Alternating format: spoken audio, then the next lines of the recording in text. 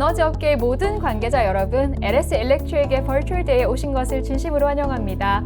불과 1년 사이에 참 많은 것들이 바뀌었죠. 여러분들을 찾아뵙게 뵙는 것도 이렇게 많은 방식으로 바뀌게 되었는데 LS e월드에서 온택트로 여러분들을 찾아뵙게 되니 정말 영광입니다. 정부가 올 7월 한국형 뉴딜 정책 추진 계획을 발표했는데요. 그중에서도 그린 뉴딜 정책 추진을 위해 우리 에너지 업계가 발빠르게 움직여야 할 것 같습니다. 그 시간을 위해서 오늘 아주 귀한 분들을 모시고 귀한 시간 준비해 보았는데요. 다양한 이야기들을 업계 최고 전문가들과 함께 나눠보는 시간 가져보도록 하겠습니다. 지금부터 한 분씩 소개해 드리도록 할게요. 우리 대한민국의 전력 기술 개발을 책임지는 최고의 연구기관이죠. 한전전력연구원의 김태균 원장님 모셨습니다. 안녕하세요. 예, 안녕하십니까. 네. 김태균입니다. 네, 그리고 스마트 그리드 미래 에너지 시장 발전을 위해 발벗고 뛰고 계시는 대한민국 대표 전략가시죠. 서울대학교 전기정보공학부 문승일 교수님 모셨습니다. 안녕하세요. 네, 안녕하세요. 문승일입니다. 네, 그리고 대한민국 전력계통 분야의 마스터, 차세대 전력망 연구 분야의 최고의 지략가, 고려대학교 전기전자공학부 장길수 교수님 모셨습니다. 교수님 안녕하세요. 네, 반갑습니다. 네. 김길수입니다. 네, 오늘 이렇게 세 분 모두 귀한 시간 내주셔서 정말 감사드립니다. 업계 내 많은 관계자분들께서 오늘 바로 이 간담회를 참 기대하고 기다려주셨는데요. 오늘 에너지 분야 전반에 관련된 알찬 정보 그리고 유익한 정보 전달해 드리도록 알찬 시간 꾸며보도록 하겠습니다. 네, 그러면 이제부터 저희가 오늘 진행하게 될 간담회에 대해서 간략하게 소개를 해드릴 텐데요. 정부가 발표한 그린 뉴딜 정책의 골자를 깊게 살펴보자면 25년까지는 73.4조 원을 투자하고 무려 65.9만 개의 일자리를 창출할 계획을 발표했습니다. 크게 세 가지 분야로 나뉘게 되는데요. 첫 번째로는 도시, 공간, 생활 인프라 녹색 전환입니다. 두 번째로는 저탄소 분산형 에너지 확산이며 세 번째로는 녹색 산업 혁신 생태계를 구축하는 내용입니다. 저희는 오늘 전력업계에서 조금 더 관심 있게 다루고 있는 저탄소 분산형 에너지 확산에 관한 내용을 가지고 간담회 이어가 보도록 하겠습니다. 네, 첫 번째 질문 드리도록 하겠습니다. 첫 번째는 에너지 관리 효율화 지능형 스마트 그리드 구축 관련 질문입니다. 아파트 500만 호를 대상으로 AMI를 보급할 예정이며 전국 42개 도서 지역 친환경 발전 시스템을 구축하고 또 전선 지중화 추진이 지금 현재 세부 추진 사업으로 들어가 있는데 이 각각의 사업을 통해서 정부가 기대하는 바는 무엇이라고 보시는지, 그리고 또 오래전부터 추진해온 스마트 그리드 정책 현재까지는 큰 속도를 내지 못하고 있는 상황에서 이에는 어떤 원인들이 있다고 보시는지 교수님들의 의견이 궁금합니다. 제가 먼저 좀 말씀을 드릴까 합니다. 그 스마트 그리드 사업은 아주 복합적인 사업입니다. 그래서 우리 정부가 적극적으로 추진하기 시작한 것은 한 10년 남짓 됐고요. 스마트 그리드라는 큰 울타리 안에 사실 5개 요소가 있는데 그 첫째가 사실은 AMI고 두 번째가 신재생 에너지, 세 번째가 전기차, 네 번째가 스마트 전력망이고요. 다섯 번째는 스마트 소비자예요. 그 5개가 다 묶여야만 스마트 그리드가 된 거고요. 그래서 정부가 2009년에 이걸 시작해서 뭐 좀 뭐랄까요, 그 속도의 그 완급은 있었어요. 그래서 잠시 동안은 좀 정부의 그 정책 일관성이 좀 추진 동력이 떨어진 적도 있었고, 그런데 이쪽으로 가는 그 길의 방향은 변함이 없고요. 이제 문제가 있었다면은 2009년 이후로 10년이 지났는데 이쪽 산업이 잘 나와가지고 좀 분석을 해서 인프라가 구축이 되고 산업이 생태계가 만들어지면은 참 좋은데 5개 분야 중에서 일부 분야를 제외하고는 아직은 산업 생태계가 좀 미흡한 형편입니다. 그래서 앞으로는 이제 그 제 생각에는 이게 5개를 그 전체로 보지 마시고 하나하나 세분화돼서 나가는 사업이 될 것 같고, 그리고 이제 그 아파트의 500만 호 AMI는 그 정보통신이죠. 그러니까 그 전기 소비에 대한 정보통신을 이렇게 하는 인프라인데 그 사업도 이제 추진될 거고요. 도서 지역도 뭐 몇 군데는 돼 있어요. 이제 그 사업을 확장할 거라 보입니다. 그래서 앞으로는 이제 이게 그 요소별로 산업의 생태계를 구축해가는 그런 과정으로 갈 것 같고, 그린 뉴딜의 최종 목표는 스마트 그리드를 완성하는 것이다 이렇게 봅니다. 정부가 다시 한번 이렇게 좀 정책에 독려를 하게 됐고 큰 기대를 하겠습니다. 네, 답변 감사합니다. 예, 그 AMI 이제 우리가 500만 호를 구축하려고 하는데 거기에 따른 이제 우리가 기대이익을 생각해 보면은 이제 결국 AMI는 실시간으로 전력 소비 그 정보를 우리가 얻을 수 있다는 장점이 있거든요. 그래서 이제 그걸 이용하면은 우리가 에너지를 보다 효율화할 수 있게 하는 각종 그 서비스를 새로 만들 수 있습니다. 그래서 우리 이쪽 분야의 신선함을 만드는데 아주 중요한 역할을 할 걸로 보고요. 이 스마트 그리드 관련해서는 사실은 이제 우리가 2004년도에 전력 IT라는 그런 이름으로 시작을 했고, 그 후에 조금 아까 이제 우리 문 교수님 말씀하셨지만은 사실은 이제 문 교수님이 우리나라에서 스마트 그리드라는 이런 그 용어라든지 정의라든지 여러 가지 이제 보급을 위해서 노력을 많이 하셨죠. 그리고 이제 말씀하셨듯이 여러 가지 그 모습들이 지금 나타나고 있습니다. 그 중에 하나가 이제 스마트 시티입니다. 그래서 스마트 시티 같은 경우는 지금 시흥하고 세종에 실증도 하고 있고, 여태까지 10년 넘게 이 스마트 그리드 사업을 하면서 여러 가지 실증과 연구 개발을 통해서 제가 볼 때는 많이 기술은 성숙돼 있다. 다만 이제 앞으로 이것이 더 활성화되려면은 어떤 요금 문제라든지 이런 것들이 조금 더 탄력적으로 반영이 되고, 또 각종 여러 가지 지능형 기기들이 표준화돼서 그 상호 호환성만 확보한다면은 좀 더 이 사업이 좀 발달할 수 있다. 저는 이제 그렇게 생각을 하고 있습니다.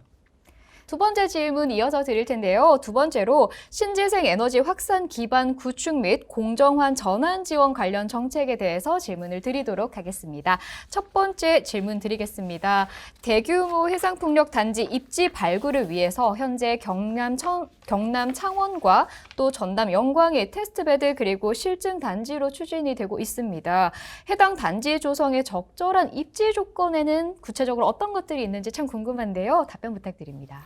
예, 지금 우리나라가 이제 그 서남해를 포함해서 여러 가지 그 해상풍력 사업을 저희가 이제 추진을 하고 있는데, 그 입지가 이제 어떻게 보면 사업의 경제성과 연관이 되니까 가장 중요합니다. 그래서 해상풍력 같은 경우에는 이제 가장 큰 그 요소가 풍속이 되겠습니다.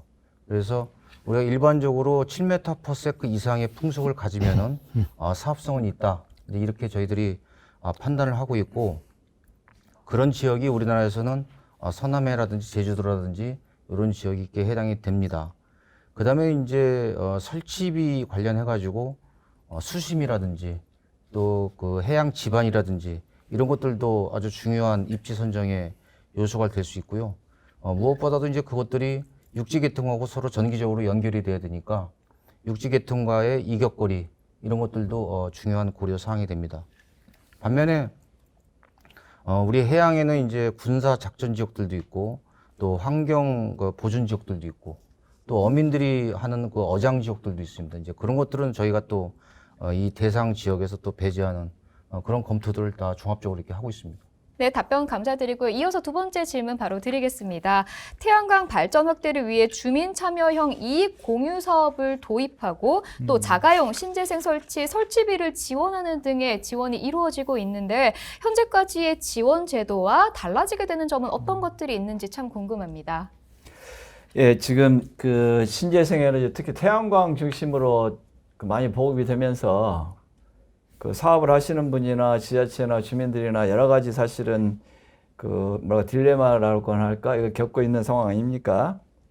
그래서 우리가 초창기에는 그 보급되는 숫자가 많지 않았기 때문에 적절하게 하는데 큰 문제가 없었는데, 숫자가 앞으로 기하급수로 늘어날 그 상황이고, 지금 현재 벌써 인허가 문제부터 해가지고 주민들과 지자체와 그 상당히 좀 그 대립적인 상황에 가 있는 데가 많이 있죠.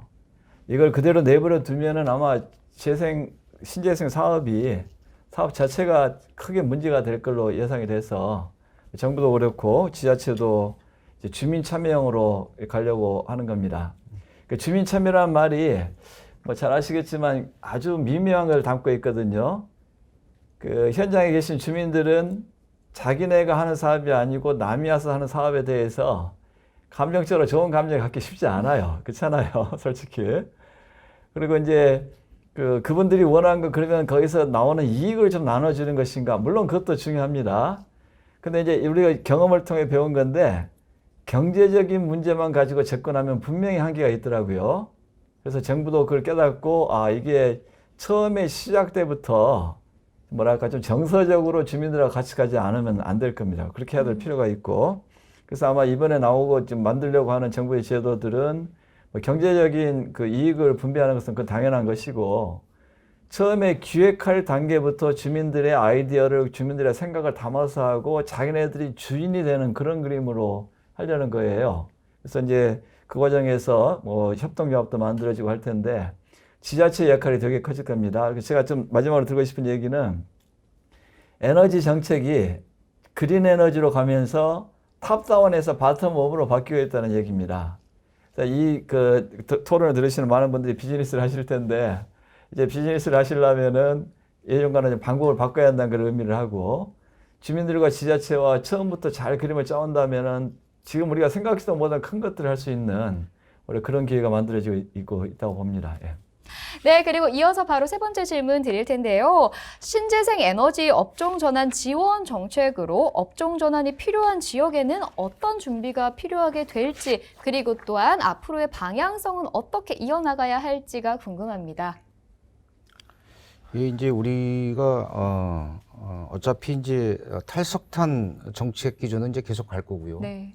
거기에 따라서 지금 정부하고 한전 또 거래소 또 발전사 이렇게 모여서 에너지 전환 TF를 지금 만들어서 운영을 하고 있습니다. 이제 그 결과는 이제 내년까지 진행이 될 텐데, 거기서 이제 탈석탄 되는 지역에 지역 경제에 미치는 영향도 분석을 할 거고, 그 부지는 또 어떻게 쓸 건지 그런 것들도 논의가 될 텐데, 아마 큰 방향은 지원 대상을 어떻게 늘릴까, 또 그 지역 주민들에게 제공하는 그 지원금의 범위를 얼마큼 넓힐까, 이런 것들이 좀 많은 고민 사항으로 저희들이 논의를 할 것으로 이렇게 생각을 합니다. 그 2015년 그 파리 협정에 보면 그 국가 개발 우선순위에 노동력의 공정한 전환, 이게 이제 반드시 포함이 되어 있어야 된다라고 하는 게 있는데, 지금 말씀하신 이제 그런 사항들이 여기에 해당되는 것 같습니다. 그래서 그린 뉴딜 이 큰 틀에서 보게 되면 조금 전에 언급하신 석탄 발전 지역을 이제 위기 지역으로 선언해서 신재생 에너지 산업으로의 공정한 전환이 이루어질 수 있도록 이제 지원하는 것은 이제 큰 틀로 정의가 되어 있는데, 그 세부적인 상황은 우리 석탄 발전을 대부분 하고 있는 발전 공기업 5개사하고 에너지경제연구원에서 그 세부적인 방안을 지금 이제 연구 과제로 수행을 하고 있습니다.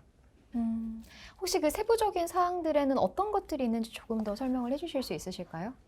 지금 뭐 제가 파악하기로는 일단 발전소에 폐쇄가 되게 되면 발전소 관련한 인력들, 그 다음에 이제 또 하나가 그 해당 발전소가 해당 지자체에 미치는 영향이 또 큽니다. 뭐 고용이라든지 또 그 사회에 간접적으로 또 기여하는 부분이 있는데, 그에 대한 대책들, 이런 것들이 아마 포함이 될 것 같습니다. 네, 답변 감사합니다. 네, 교수님께서는 혹시 첨언해 주실 내용이 있으실까요? 네, 예. 우리가 그린으로 가는 것도 참 중요한데, 기존의 산업이 사실은 그린보단 그레이 쪽에 들어가 있고, 그러면서 아마 반드시 좀 좀 영향을 받는 데가 많이 나타나겠죠. 그래서 정부의 정책이 드라이브도 걸면서 전환을 하려고 하는 쪽에다가 힘을 또 전환할 수 있는 기회를 만들어준 게 되게 중요하다고 생각합니다. 그게 우리 국내의 문제를 해결할 뿐더러 이 그린으로 가는 과정에서 전 세계가 다 같이 겪는 그런 고통이거든요. 그래서 우리가 좋은 모델을 만들어 간다면 그것 또한 우리가 그 세계를 치고 나갈 수 있는 하나의 성장 동력이 되지 않을까 이렇게 생각합니다. 네, 교수님들께서 답변해 주시길 지금까지는 이런 어려운 문제점들이 있었지만 세부적인 계획을 수립을 해서 대한민국이 이러한 문제점들을 겪는 다른 나라에게 모델이 될 만한 정책을 수립을 하는 것이 좋겠다고 답변을 해주셨습니다. 네, 바로 이어서 네 번째 질문 이어서 드리겠습니다. 민간의 신재생 발전 시설을 설치할 때 주민들의 반대나 또한 환경적인 이슈 등이 제기되고는 하는데, 이 본 정책 추진 과정에서의 어려움이 딱히 없었는지, 아니면 어떤 어려움들이 구체적으로 있었는지가 참 궁금합니다. 사실 이제 해상 풍력 같은 경우는 청정 발전 기술이기 때문에 사실 이제 환경적으로 굉장히 안전하다고 할 수 있지만은, 그래도 이제 어민들께서는 본인들의 이제 어떤 수산업 활동에 위축될 수도 있으니까 아무래도 이제 갈등을 가지고 있는 부분은 사실입니다. 그래서 이제 항상 이런 사업을 할 때는 지자체 또 어민분들 또 관련 사업자들 모여가지고 다수의 그 협의체를 구성을 하고 주민들의 의견 사항들을 이렇게 수렴하는 과정을 갖고 있고요. 그런 결과로 지금 보면은 지역 주민이 지역 지자체가 주도하는 그런 풍력 사업에서는 이제 REC를 높게 주는 그런 정책도 지원을 하고 있고, 또 저희 한전 같은 경우에는 수산업하고 풍력을 같이 공존할 수 있는 그런 모델도 연구 개발을 하고 있고, 또 설치를 할 때 환경 파괴를 덜 할 수 있는 그런 설치 기법도 저희들이 개발을 해서 쓰고 있고, 또 무엇보다도 이제 환경 상태가 어떻게 변하는지를 계속 모니터링하는 거를 지금 의무화하는 그런 시도도 하고 있습니다. 네, 정부에서는 정말 다양한 시도들을 많이 하고 있군요. 네, 주민들의 의견 수립이 가장 우선적으로 되어야 할 것이며 그에 뒷받침하기 위해서 다양한 연구 개발들이 현재 진행되고 있다고 네, 말씀을 해주셨습니다. 네, 이 두 번째 카테고리에서 마지막 질문 드릴 텐데요. 신재생 에너지, 친환경 분산 전원 확대에 따라 우리나라의 전력망 구조에도 참 변화가 필요할 것으로 보여집니다. 이 미래의 전력망은 어떤 방향으로 전환이 되어야 하고 또 전력연구원에서는 어떻게 준비를 하고 있는지 참 궁금합니다. 참 어려운 질문이기도 하고, 여기에 대해서는 아마 전문가들께서도 이제 다양한 의견을 갖고 있을 거라고 저는 생각을 합니다. 지금까지 우리가 이제 대규모 발전소를 짓고 대규모 전기를 부하에 공급하기 위해서 대용량의 송전선을 짓고, 이 모습이 언제까지 갈까? 저는 이제 일단 거기에 의문을 갖고 있고요. 다시 말해서 한전이 언제까지 대규모 송전선을 짓는 사업자로 될 것인가? 그렇지는 않을 것 같다. 우리가 분산화라는 디센트럴라이제이션이라는 단어를 벌써 쓴 지가 10년도 넘습니다. 네. 그 사이에 사실은 이제 기술적인 발전이 아직 따라오질 못해서 그게 구체화되지 못했을 뿐이고, 결국 방향은 그 분산화 쪽으로 가야 되지 않을까, 저는 그렇게 생각을 하고요. 근데 여기서 이제 중요한 거는 분산화로 갈 때 지금의 이 전력 계통을 인위적으로 이렇게 잘라서 분산화를 만드는 거는 노력과 비용이 너무 많이 소요가 됩니다. 그래서 저는 이제 어떤 생각을 갖고 있냐면은 공급과 수요의 밸런싱이라는 어떤 원리 하에 이 지역망이 자연 발생적으로 이렇게 생기는, 그래서 한마디로 말씀드리면은 각 지역 내에는 친환경적인 그 분산 전원들이 세워지고, 거기서 그 지역에 수요를 공급을 하고, 그 지역 간의 전력망은 아주 소규모로 움직여지는, 독립적으로 네, 말씀이시죠. 그렇죠. 이제 그런 어떤 망이 이제 만들어져야 될 거라고 저는 생각을 하고, 그렇다면은 이제 저희 한전은 그런 거를 위해서 저희 연구원에서는 친환경적인 분산 전원을 지금 개발을 하고 있고요. 또 이 친환경적인 분산 전원이라는 것들이 다 대부분 간헐적인 특성을 갖고 있습니다.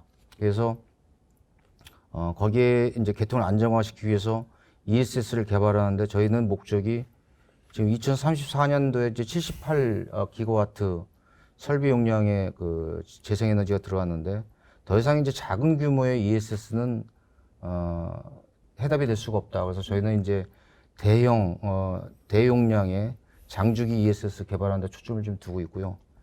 또 아까 말씀드린 대로 그렇게 되면 망 운영 같은 것들이 굉장히 고도화돼야 됩니다. 그래서 지역 간의 조례를 고도화해서 제어하는 방법들, 그 지역 전력망을 안정화시키는 방법들, 전체 계통을 감시하고 최적으로 운영하는 어떤 체계, 이런 모든 것들을 위해서 저희들이 지금 전력연구원에서 열심히 연구를 하고 있습니다.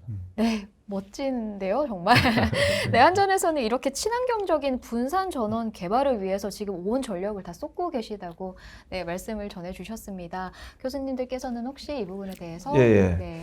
그 우리 원장님 말씀에 뭐 100% 동의하고요. 좀 우습게 얘기하면은 한국전력이 이제까지 해왔던 역할이, 큰 역할이 뭐였습니까? 그러니까 거대한 발전소 짓고 거기서 나오는 전력을 장거리 송전하는 그런 역할을 하셨고, 지금 현재 대한민국의 전력망은 세계 1등 전력망 아닙니까? 근데 그 역할은 뭐 성공을 하신 것 같은데 앞으로 세대가 필요로 하는 전력망은 사실 그게 아니란 말이에요. 다시 이제 쪼개져 가는 과정에 있습니다. 그래서 그 제일 중요한 것은 결국 분산화에 맞춰서 전력망을 해야 된다. 자, 쉽게 생각하면 발전소 몇백 개가 아니고 수십만 개의 조그만 발전소가 전국에 퍼진다면 그거 어떻게 관리를 하겠는가. 지금 있는 전력망으로는 도저히 할 수 없는 거죠. 상식적으로. 거기에 대해서 새로운 개념과 새로운 기술을 적용해야 될 것 같고. 그리고 이제 그 크게 본다면 이겁니다. 지금까지는 그 항전을 비롯한 전력 공기업들의 역할은 덩치를 키우는 거였어요. 발전소 더 짓고 송전만 더 깔고.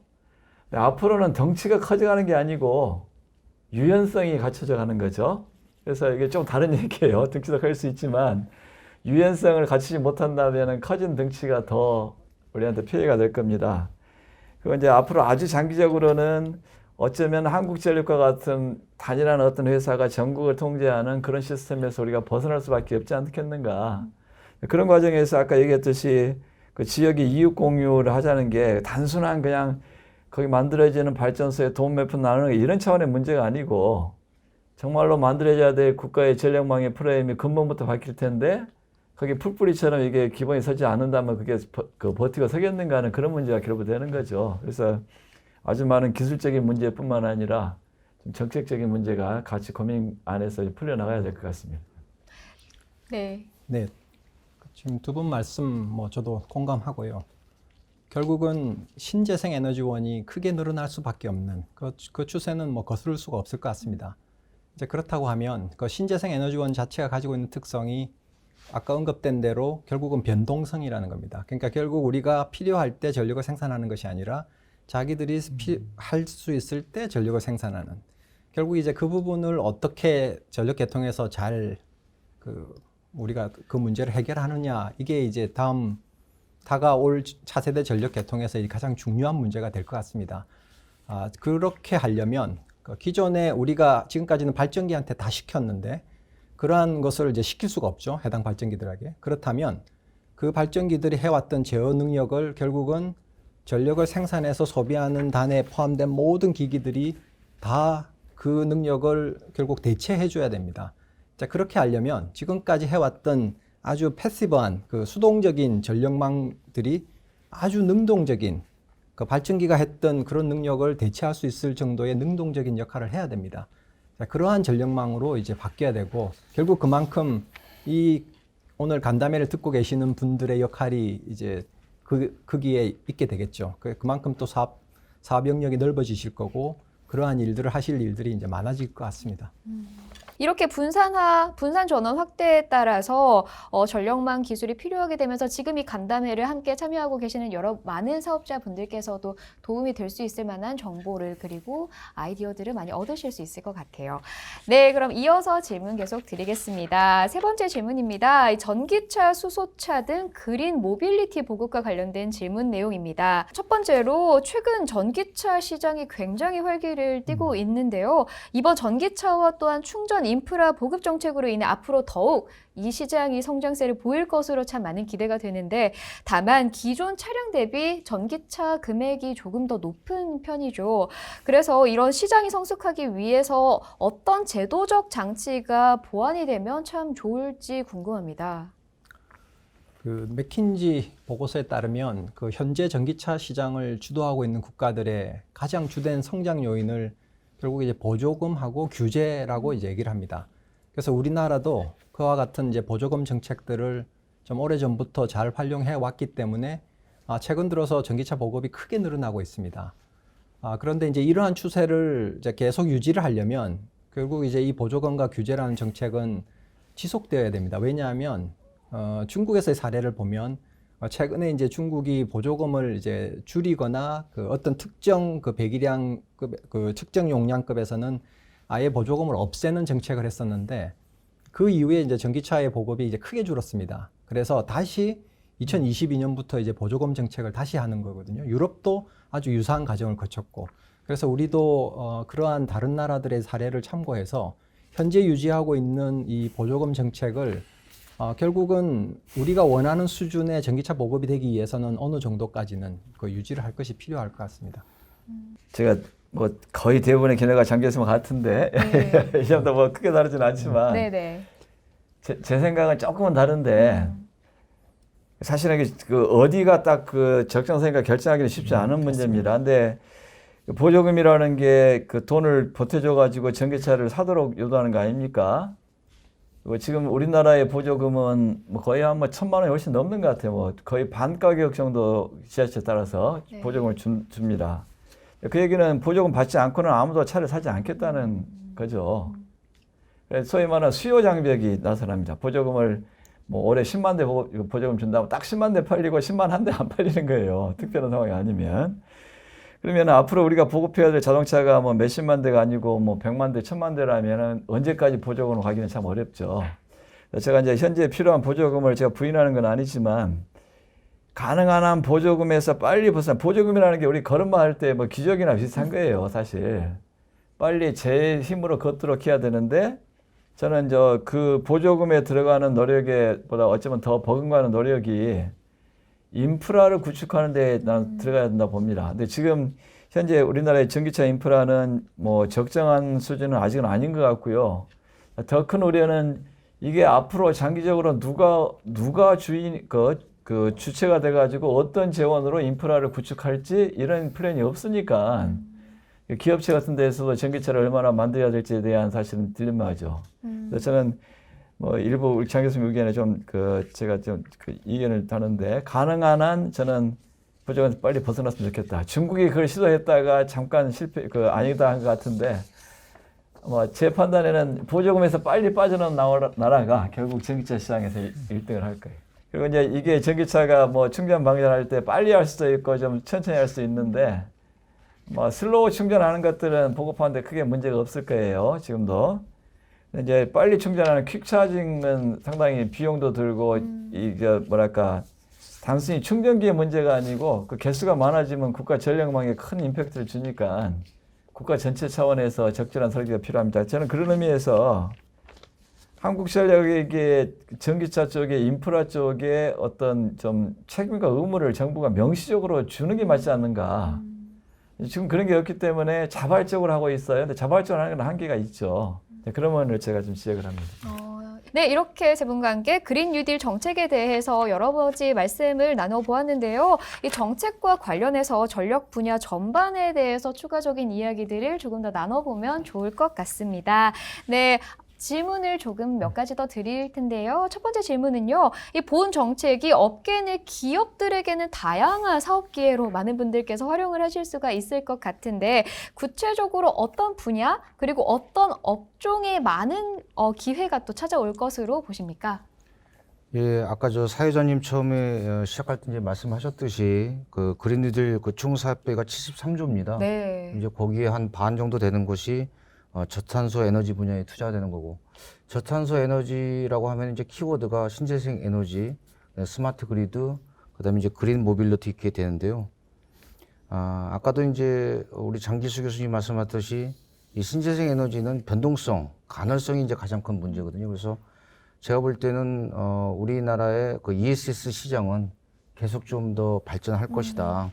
근데 지금 같은 전기화학적 리튬 이온 배터리도 중심을 가겠지만은 또 다른 방법도 있을 수 있다. 그래서 저는 이제 두 가지를 생각을 해보는데, 하나는 지금의 리튬 이온 배터리는 대용량화가 돼야 될 것이다. 왜냐면은 2034년에 78기가를 감당할 정도의 그 ESS라면은 지금처럼 이렇게 소규모로 돼서는 안 될 거고, 그렇다면 이제 그거에 하나의 대안이 MMC ESS라고 하는 그런 기술 개발이 좀 필요할 거고, 업체들이 그런 쪽으로 좀 먼저 기술 개발을 한다면은 충분히 사업성이 있다 이렇게 좀 생각을 하고요.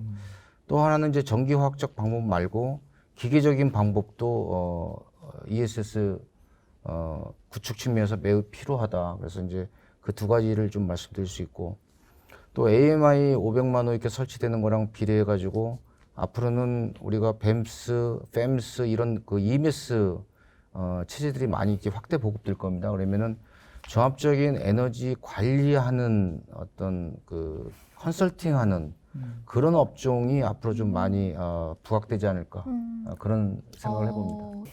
말씀하신 그 분야에 결국 발전원, 태양광, 풍력과 관련된 태양광 패널이라든지 뭐 풍력 터빈이라든지 뭐 이런 부분에 그 산업이 또 많이 성장할 것 같고요.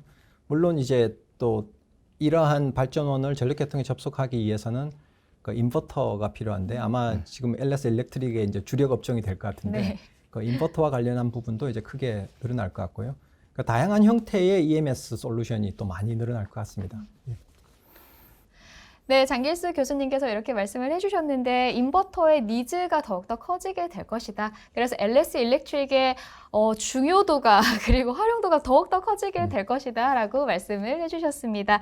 네, 그럼 두 번째 질문 이어서 계속해서 드리겠습니다. 이 신재생 발전 확대를 위해서는 ESS 연계 역시 필수적인 것이죠. 2년 전에 이 연쇄적으로 화재 사고가 일어났었죠. 다들 기억을 하실 텐데 이로 인해서 국내 ESS 사업이 조금 축소되는 경향이 있었습니다. 현재 ESS 업계 내 분위기는 어떠한지 그리고 다시 시장이 활성화되기 위해서는 정부 업계에서는 어떠한 고민들을 해야 할지 참 고민이 많이 되는 부분인 것 같은데 네, 답변 부탁드립니다. 예, 뭐 말할 필요 없이 ESS는 신재생 재생에너지 보급에 필수적이고요. 뭐 이제는 많은 사람들이 그냥 재생에너지 플러스 ESS가 한 패키지로 생각을 합니다. 이게 따로 떨어져 있는 게 아니고. 재생에너지는 뭐 바람 불거나 해가 뜨거나 할 때 나온 거기 때문에 그 가능성이 있을 수밖에 없고 그걸 누군가 저장해 주지 못한다면은 운전이 사실 어렵죠. 그래서 ESS는 재생에너지의 한 부분이다 나 이렇게 생각을 하고요. 이제 그야말로 제가 주장했던 우리 앞으로 대한민국 전력망이 갖춰야 될 유연성을 갖추는데 핵심 중에 핵심이죠. 지금 정말 조금 들어가 있고요. 앞으로 이만큼 들어가야 되는데 지금 이 정도 들어가 있다고 보시면 됩니다. 근데 이제 안타깝게도 지난 몇 년 동안에 뭐 화재가 여러 번 있어가지고 뭐 정부도 많이 고민했지만 업계가 직격탄을 맞았죠. 한 1년 동안은 거의 비즈니스를 못한 걸로 합니다. 네. 그 점에 대해서는 물론 원인도 뭐 밝히려고 하는데 저는 좀 근본적으로 몇 가지 제가 그 질문을 던지고 싶어요. 대한민국 ESS 기술은 세계 1등입니다. 배터리 1등, 컨버터도 1등, 뭐 EMS도 뭐 못지않죠. 근데 왜 다른 나라보다 대한민국에서 ESS의 화재가 더 많이 나는 걸까요? ESS는 화재가 날 수 있어요. 일반적인 게 아니고 다른 나라 대비 우리는 그 화재 건수가 많았고 일본 같은 나라도 우리를 되게 많이 지켜봤잖아요. 뭐 우리가 어떻게 대처하는가 보자. 저는 제가 드리는 그 질문에 답을 다 말씀드리기 어려운데 거기에 우리 안에 내재되어 있는 어떤 문제가 있다고 저는 봐요. ESS라는 것은 배터리, 전력 변환기 컨버터, 그리고 그것을 운영하는 그 장치 EMS 세 개가 뭉뚱겨져야 EMS가 되고 따로따로 있으면 따로따로 1등한 거 뭉뚱그린다고 1등이 되나요? 아니죠. 우리가 뭐 좋은 회사의 엔진 사고 또 좋은 회사의 트랜스미션 사고 뭐 자동차 바퀴 사다가 제가 조립하면 그게 세계 1등 차가 될까요? 다른 얘기예요. 그래서 저는 정부가 관리할 때 시스템 차원의 관리가 좀 소홀했다 저는 이렇게 보고 있는 편입니다. 그 점을 많이 보완하고 있는 것 같은데 그리고 EMS라는 새로운 장치에 대해서 이해도 좀 부족했지만 이 배터리 화학 장치 아닙니까? 화학 장치는 아주 극한같이 쓰면은 다 특성이 변해요. 제 아무리 좋은 배터리도 뭐 충전을 0에서 100%까지 왔다 갔다 하면 견뎌낼 배터리가 없죠. 우리가 그런 상황에 있지 않았나를 좀 반성을 해보고 정부에서 하셔야 될 일이 많은데 제가 당부드리고 싶은 얘기는 뭐 자세한 얘기를 차치하고 종합하면은 ESS를 시스템 차원에서 접근을 해야 되고 분명히 거기도 격차가 있어요. 그래서 좀 잘하는 그런 그 비즈니스 그 제품들이 시장에서 선택받도록 정책하지 않으면 좀 신뢰성이 부족한 그 제품들이 가격 경쟁을 하고 현장에 와서 익스트림하게 아주 뭐 극단적으로 사용되면은 또 사고가 나죠. 그 점을 제가 좀 당부해 드립니다. 네, 말씀 감사합니다. 네, 그러면 이어서 또한 질문을 드릴 텐데요. 이 신재생 발전의 특성상 불안정한 전력 품질에 대한 이슈도 해결이 되어야 할 것 같습니다. 이 계통의 안정적인 운영을 위해서는 어떤 기술이나 또 어떤 장치가 추가적으로 필요한지 궁금합니다. 일단 뭐 여타지 우리가 얘기를 많이 했지만은 이제 그 변동성을 흡수할 수 있는 이제 ESS라는 게 이제 굉장히 중요한 네. 장치가 될 수 있겠고요. 그다음에 이제 우리가 각종 인버터들이 지금은 이제 어떻게 하고 있냐면은 계통의 상황에 따라서 이렇게 운전을 하고 있습니다. 디펜던트하게. 그걸 이제 우리가 그리드 팔로잉 인버터라고 얘기를 하는데, 이제 우리가 신재생 에너지원들이 들어와서 개통이 예기치 못한 어떤 사고가 발생했을 때도 독자적으로 우리 개통을 안정적으로 끌기 위해서는 개통에 디펜던트한 게 아니라 그리드 포밍을 하는 그런 인버터 기술을 이제 저희들이 좀 개발을 해야 될 것 같고요. 그다음에 이제 많은 그 재생 에너지들이 배전선에 이제 연결이 되어 있습니다. 그러면은 저희 이제 능동 능동 전압 제어 기술이라고 얘기를 하는데, 그 개통 접촉점에서 전압이 과전압이 될지 저전압이 될지 이런 걸 본 다음에 역률 제어를 통해서 신재생 에너지의 유효전력, 무효전력을 컨트롤할 수 있는 그런 기술들이 좀 일단은 필요하지 않을까 이렇게 생각을 합니다. 기술적인 부분이 조금 더 보완이 되어야 예. 네, 한다고 말씀을 해주셨습니다. 예, 거기에 저는 한 가지를 더 덧붙이고 싶은데요.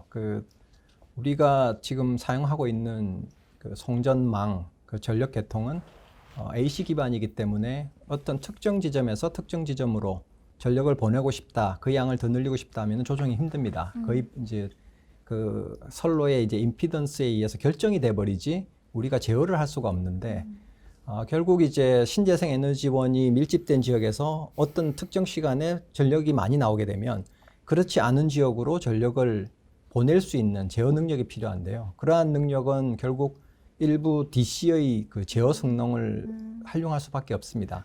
그래서 앞으로는 그 기존 AC 선로를 그냥 늘리기보다는 필요한 지점에 DC 선로를 두어서 그 제어 능력을 활용하는 것이 이제 앞으로 필요할 것 같습니다.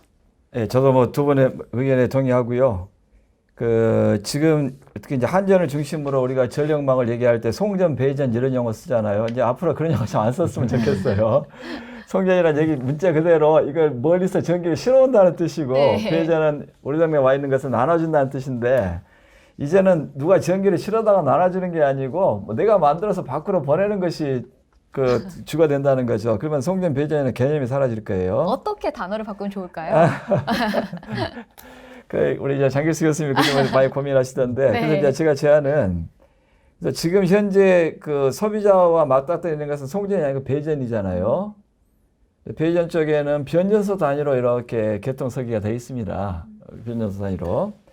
근데 그 모듈이 그 기본부터 바뀔 수밖에 없다고 이렇게 보고 있고, 우리 장 교수님이 거기를 그 배전을 디스트리뷰션 시스템 이렇게 부르지 말고 허브 시스템이라 부르자고 제안을 해주셨는데, 저는 굉장히 좋은 제안이라고 생각하고요. 이 서로 얘기하는 이 허브 시스템은 모듈러 되어 있는 거고, 마이크로그리드예요, 마이크로그리드. 그래서 그 안에다가 신재생 에너지 저장 장치, EMS가 총으로 들어가면서 소비자까지 섞여 나와야 됩니다. 기존에 존재하지는 않아요. 근데 장기적으로는 대한민국 전력망이 이걸 기반으로 다 바뀌어야 될 거예요. 이 셀로 해가지고. 그래서 제가 이제 우리 한전이나 우리 전력연구원에 기대하는 바는 이러한 기술들이 나는 이미 좀 상당히 성숙된 과정에 있다. 그래서 우리가 특정한 지역을 좀 빨리 선별해서 그냥 연구 차원에서만 하지 말고 이제는 우리 전력망에다 적용해야 될 시기가 왔지 않나 이렇게 생각합니다. 네, 답변 세 분 모두 감사드립니다. 그린 뉴딜 정책을 통해서 친환경 발전 인프라도 확대하고 또한 우리 경제도 활성화할 수 있는 이 소기의 목적을 달성할 수 있어야 할 텐데, 조금 더 보완되었으면 하는 내용이라든지 또 제한 사항이 있다면은 어떤 것들이 있을까요? 제부터 말씀드릴까요? 네. 뭐 그린 뉴딜 정책은 이제 정부가 발표한 지가 한 2달밖에 안 됐으니까 뭐 아직 뭐 정책 자체가 완벽한 형태를 갖추고 있지는 않아요. 그린 뉴딜 정책이 나오고 기대를 했던 사람도 있고 뭐 이렇게 본 사람도 있는데, 지금까지 현재 평가는 반반인 것 같습니다. 솔직히. 그래서 좀 그린 뉴딜 정책이 기대에 못 미쳤다고 보는 사람들도 꽤 있는 것 같고, 근데 앞으로 이제 보완해 갈 걸로 생각하고요. 근데 이제 제가 이렇게 정책을 보면서 제 느낌은, 이게 결국은 제도도 바꾸고 소비자도 찾아내고 그린 소비자, 인프라가 바뀌고 그린 에너지가 들어와야 되는 거죠. 근데 정부의 정책은 나와 있는 서류를 보면은 그린 에너지를 얼마나만큼을 보급하냐 거기에 집중이 되어 있어요. 그러니까 공장을 지어가지고 물건을 얼마 만들 거야 그걸 걱정을 하는 거지, 이걸 누가 살지, 또 공장이 만들어지려면 거기에 또 투자를 해야 할 때 그걸 누가 투자할지, 그 물건을 누가 실어 나를지에 대한 얘기는 구체적이지 않죠. 그래서 제 생각은 말이죠, 오히려 지금 그린 에너지는 최종적으로 만들어지는 것이고 이 순서가 제도 먼저 바뀌어야 됩니다. 제도가 지금 제도 안에서는 할 수가 없죠. 제도가 여러 개가 있는데 저는 가격 제도가 제일 중요합니다. 그린 프라이싱 같은 거 도입해서 그린 에너지가 설 자리를 만들어주고 살 사람이 나와야죠. 그리고 소비자예요. 그래서 그린 에너지는 현실은 비싸지 않습니까? 근데 가격이 굉장히 빠른 속도로 떨어지거든요. 그렇기 때문에 예를 들면 아주 대기업들이 알리백이라든지 그린 에너지 100% 쓰는 거 그런 걸 위해서 그린 에너지 사서 쓰고 싶어 합니다. 당장 비싸더라도 그런 분들이 쓸 수 있도록 해줘야 되는 거고요. 인프라 문제도 아주 좀 예민한 문제인데 인프라를 지금 우리가 토론하고 있는데 기술적인 내용에 대해서는 뭐 저는 거의 갖췄다고 봅니다. 문제는 누가 무슨 돈으로 투자를 하느냐 그게 결정되어 있지 않잖아요. 이런 기술이 필요하다는 것은 다 동의를 했는데 저는 그 문제를 정부가 좀 가름을 해줘야 되는데 우리나라의 전력산업 구조상 나는 한국전력의 역할이 크다고 보고 있고 한국전력이 현재의 법적인 어떤 제도 프레임 안에 갇혀서는 이거 절대 못합니다. 이렇게 할 수 있도록 돼 있지가 않잖아요.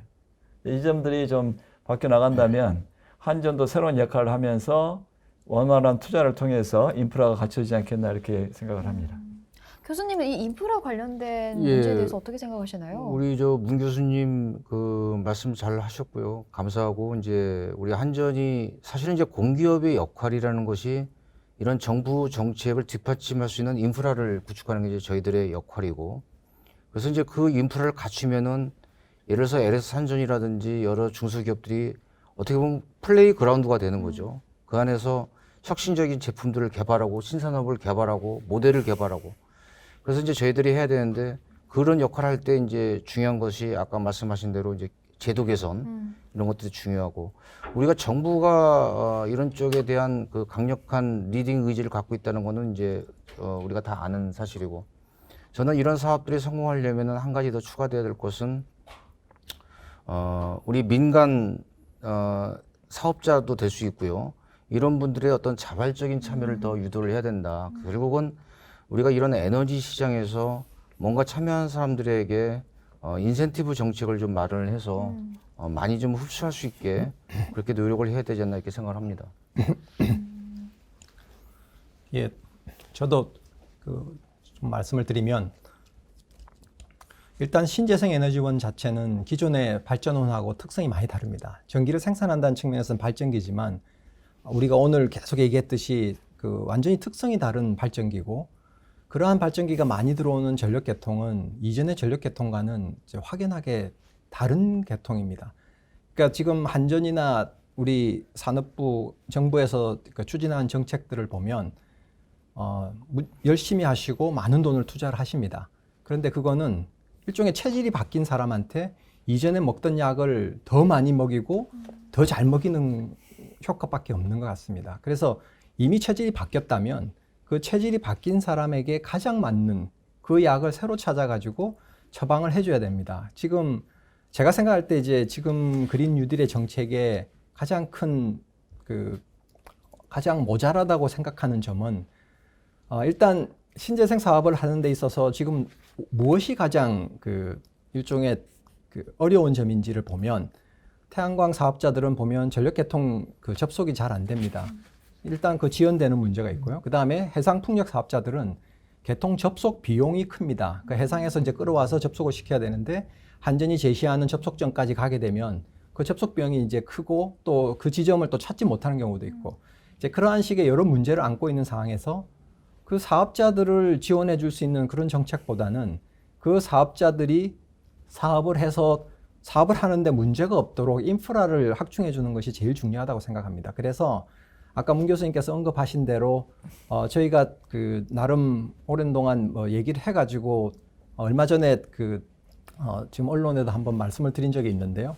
서해안에 DC 그리드라고 해서 서해안에 개발되는 대규모 해상 풍력이나 태양광들을 쉽게 접속할 수 있도록 하고 변동성 전원이 전력 개통에 미치는 영향을 최소화할 수 있는 인프라를 전력 개통에 제공을 하자. 그럼으로써 신재생 사업자들이 지금 가지고 있는 문제점을 해결해주고 전력 개통의 운영에 어려움을 겪고 있는 한전이나 전력거래소의 문제를 또 해결하자라고 하는 것을 제안한 것이 있습니다. 그래서 정부나 공기업 한전은 그 개별 사업자를 지원할 수 있는 그런 정책보다는 그 개별 사업자들이 할 수 없는 그 인프라를 확충하는 그러한 사업을 하는 것이 오히려 이 그린 뉴딜이라고 하는 그 단어, 그다음에 그 의미에 맞는 정책이 아닌가 그렇게 생각을 합니다. 이제 마지막 순서가 남아 있는데요. 이번 간담회를 관심 있게 보고 계시는 아주 많은 분들 그리고 업계 내 관계자 분들에게 교수님들 하고 싶은 말씀이 있다면 한 말씀씩 전해주시면 참 좋을 것 같아요. 저부터 할까요? 네. 조금 기회가 모르겠는데 아무튼 말이죠. 지금 저희가 토론하고 있는 그린 에너지, 그린 뉴딜 사업은 지금까지 우리가 해왔던 사업과는 체질이 다른 겁니다. 체질이. 그래서 그 생각을 바꾸지 않으면 적응하기 어렵다. 근데 생각만 바꾸면 크게 어려운 문제 아닐 수 있다 이렇게 봅니다. 한 예를 제가 들어볼게요. 우리가 논의하는 것은 어디다가 큰 발전소 짓고 송전탑 세우자 그런 게 아니잖아요. 지금 보면은 특히 우리 농촌에 뭐 벼농사 같은 거 쌀이 너무 많이 생산돼서 정부가 쌀 생산하지 말라고 뭐 돈을 줘서 못하게 하잖아요. 유해지가 있다는 얘기예요. 예를 들면은 그 농사용 그 태양광을 대규모로 하겠다 이렇게 생각합시다. 뭐 그걸 누구하고 협의를 하겠어요? 산업부 찾아가면 협의가 될까요? 그리고 이게 그 지역의 아주 시골로 이렇게 갈 텐데 그걸 대기업 혼자서 온 것들 다 하겠다는 말이 안 되는 얘기죠. 그래서 아예 처음부터 나는 대기업, 중소기업, 나는 이게 연합이 필수적이다. 그리고 중소기업이 들어온다는 얘기가 주민 참여형을 얘기를 합니다. 중소기업도 서울에 있는 중소기업만 가겠어요? 지역에 많이 참여하겠죠? 그런 유연한 자세를 먼저 보여주면은 그런 기업이 윈할 거예요. 입장 바꿔서 우리 농촌에 사는 그런 사람인데 누군가 와서 태양광 사업을 하자면은 와서 아무도 모르는 사람이 하는 것보다 나로 참여시키고 내 주변 사람이 같이 가고 이렇게 하는 게 낫고요. 그다음에 이제 한국전력이라는 그 전력 공기업은 여기에 관여를 하지 않을 수가 없죠. 그래서 제가 제안드리는 것은 그 생각 발상의 나름이고요. 난 이게 꼭 어렵다고 얘기 안 합니다. 발상이 다를 뿐이에요. 지금까지 발상을 버리고 소비자 쪽에서부터 바닥부터 이렇게 그림을 그려 올라오면 큰 그림 쉽게 그릴 수도 있다. 그렇게 생각하고 특히 우리 LS 일렉트릭은 그런 데 좀 영향이 있잖아 생각하고요. 두 번째 얘기는 지금 우리가 하는 얘기가 우리만을 위한 장치가 아니라는 걸 절대 오해하시면 안 됩니다. 이것이 전력 공기업, 전력 산업 이쪽에 대한 잔치 얘기를 하는가요? No. 오히려 반대 얘기일 수 있어요.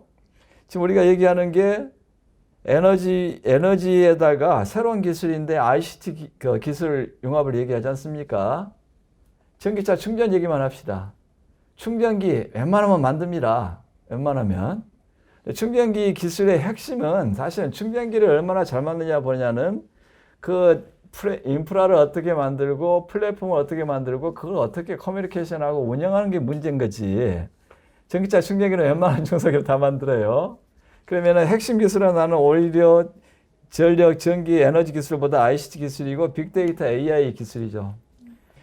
이 사업 자체가 누가 주인공인지 결정이 되지는 않은 상황이고 여러 가지 기술이 융합돼야 되는데 우리 에너지 쪽, 전력 쪽에 하는 기업들이 이번 기회라도 조금 잘 이해를 하시고 잘 준비를 하셔야 된다. 그러면 우리 몫이 많죠. 그렇지 않으면은 주인공이 바뀔 가능성이 상당히 큽니다.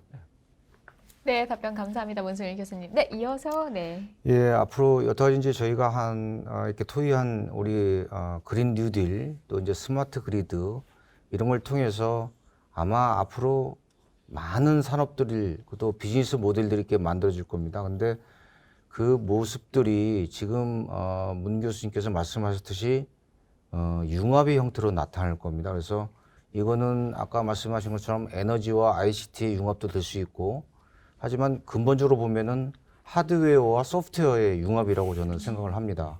그래서 이제 저는 이제 이 자리에 이렇게 교수님들이 나오셨으니까 학교에서는 학생들한테 소프트웨어하고 하드웨어를 같이 이렇게 겸비할 수 있는 그런 식으로 양성을 좀 해주셨으면은 저희들 업체에서는 이제 도움이 많이 될 것 같고요. 전력망이 고도화되면 될수록 그것을 운영하는 소프트웨어가 더 중요해집니다. 그래서 앞으로는 그 소프트웨어 기반한 인력들도 많이 좀 확충하셔서 이게 이 변화되는 모습들이 우리 인력이 없으면 도저히 감당을 못 하거든요. 그래서 산업체에서는 그런 부분에서 미리미리 이렇게 준비를 해주시면은 상당히 고맙겠다라는 말씀을 드리고 싶습니다. 네, 말씀 감사합니다. 네. 그 신재생 에너지원이 이제 많이 보급이 되는 상황이 되는데 사실 우리나라 입장에서는 또 많은 사례를 참고를 할 수가 있습니다. 그게 또 그 뒤따라가는 사람의 또 큰 장점이 될 수 있는데 미국 캘리포니아의 그 이번에 산불이나 그 다음에 뭐 이상 그 폭염으로 인해 가지고 그 정전 사태 발생하는 사례, 그리고 가까운 우리나라 그 제주에서 그 신재생 에너지원의 출력이 이제 크게 늘어나 가지고 오히려 출력을 제한해야 되는 사례, 뭐 이러한 사례들을 우리가 지금 이미 보고 있습니다. 자, 신재생 에너지원이 보급이 되면 이제 그러한 일들이 일어난다는 얘기입니다. 자, 그런데 우리나라의 경우는 다른 나라하고의 전력계통 연계가 없기 때문에 그때 생기는 문제는 우리나라 안에서 다 해결을 해야 합니다. 그렇지 않으면 해결할 수 없으면 그때 정전되는 겁니다. 자, 그런데 이러한 문제에 우리가 가장 잘 대비할 수 있는 정말 우리에게는 좋은 기회가 문수일 교수님이 항상 강조하시는 얘기인데 제주도입니다. 제주도 지금 현재 2020년에 제주도가 한 600메가와트 정도의 그 신재생 설비 용량을 갖고 있습니다. 우리나라에서 제주도가 이제 1%라고 얘기를 하는데, 자, 그거를 우리나라 육지로 환산을 해보면 2030년에 신재생 에너지 용량이 됩니다. 한 60기가와트 정도 용량이 됩니다. 자, 그러면 지금 현재 제주도에서 발생하는 문제는 2030년에 육지에서 발생한 문제가 고스란히 나타나고 있는 겁니다. 거기에다가 이상기후가 발생하게 되면 캘리포니아처럼 정전이 발생할 수도 있게 되는 겁니다. 자, 그러한 상황을 전제로 우리가 앞으로 준비할 수 있는 시간은 딱 10년입니다. 2030년. 그때 그 용량을 갈 거니까. 자, 10년 동안 우리가 어떤 준비를 해야 될 것인지, 자, 그거는 지금 계신 여러분들이 무엇이 필요한지는 충분히 아마 생각해 보실 수 있을 겁니다. 제주도나 캘리포니아는 지금 일어나고 있는 일들이니까 거기에 상황들을 잘 참고하시면 되고, 자, 그 준비를 여러분이 잘 해주시면 2030년에 지금과 같이 정전 없이 전기를 잘 쓰는 거고요. 자, 그렇지 않다면 전기를 잘 쓸 수 없는, 뭐 정전이 자주 발생하는 그런 상황이 되거나 아니면 한전이나 정부가 지금처럼 준비한다면 엄청나게 많은 발전 설비 용량을 갖게 될 겁니다. 아주 비효율적인 전력계통 구조가 될 겁니다. 그래서 그 두 가지의 구조로 결국은 우리가 2030년을 이제 예측할 수 있게 되거든요. 자, 그래서 이제 있는 이 10년 한전, 정부, 뭐 여러분 다 잘 준비하셔서 우리 2030년에는 정말 신재생 에너지원이 그만큼 보급되고도 다른 어떤 나라보다 잘 운영되는 그런 나라가 되었으면 좋겠습니다. 네, 오늘 이렇게 대한민국 그린 뉴딜 정책과 에너지 분야 전반에 대해서 업계 최고 전문가분들을 모시고 이야기 나눠보는 시간 가졌습니다. 여러분 알찬 시간 보내셨나요? 네, 우리 에너지 업계 전문가들이 모두 힘을 모아 협력한다면 대한민국 그린 뉴딜 정책 걱정 없을 것 같습니다. 우리나라 대한민국 에너지 업계 분야의 활성화를 위해서 저희 LS 일렉트릭도 여러분들과 함께하겠습니다. 오늘 저희와 이렇게 귀한 시간 소중히 함께해 주셔서 정말 감사드립니다. 고맙습니다. 고맙습니다.